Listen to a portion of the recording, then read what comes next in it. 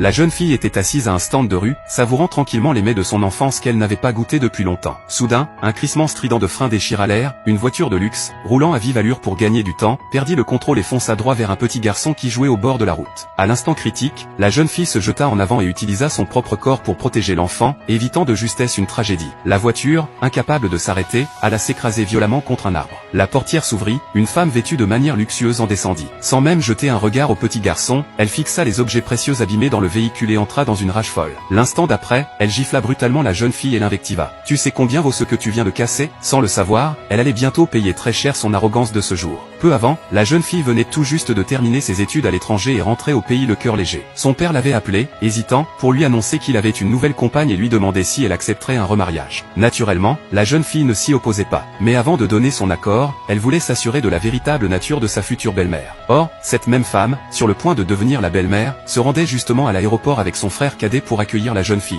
Elle avait même préparé un cadeau de rencontre. Mais la circulation étant saturée, elle s'impatienta et ordonna à son frère d'accélérer, causant ainsi l'accident de tout à l'heure. Face aux reproches de la femme, la jeune fille répondit calmement. « C'est vous qui rouliez en infraction et avez failli renverser l'enfant. Vous devriez d'abord présenter vos excuses. » En retour, elle ne reçut que les bousculades et insultes du frère. La jeune fille proposa de dédommager les pertes, mais à condition qu'il s'excuse d'abord auprès du petit garçon. La femme, remarquant sa tenue modeste, conclut qu'elle n'avait aucun moyen de payer et ordonna aussitôt à son frère de la frapper. À ce moment précis, l'assistant du riche homme d'affaires arriva et lui rappela discrètement. « Mademoiselle doit atterrir bientôt. Ne perdez pas de temps avec cette bagatelle. » La jeune fille comprit aussitôt cette femme arrogante et cruelle n'était autre que la fiancée que son père s'apprêtait à épouser. À cette pensée, elle prit la ferme résolution d'empêcher ce mariage. Elle voulut prévenir son père par téléphone, mais la femme le lui arracha et le brisa. De son côté, l'homme d'affaires, inquiet de ne plus avoir de nouvelles de sa fille, partit immédiatement à sa recherche. La femme, sans scrupule, ordonna de mutiler la main de la jeune fille. Plusieurs hommes se jetèrent sur elle, la rouant de coups, allant jusqu'à déchirer ses vêtements pour prendre des photos humiliantes.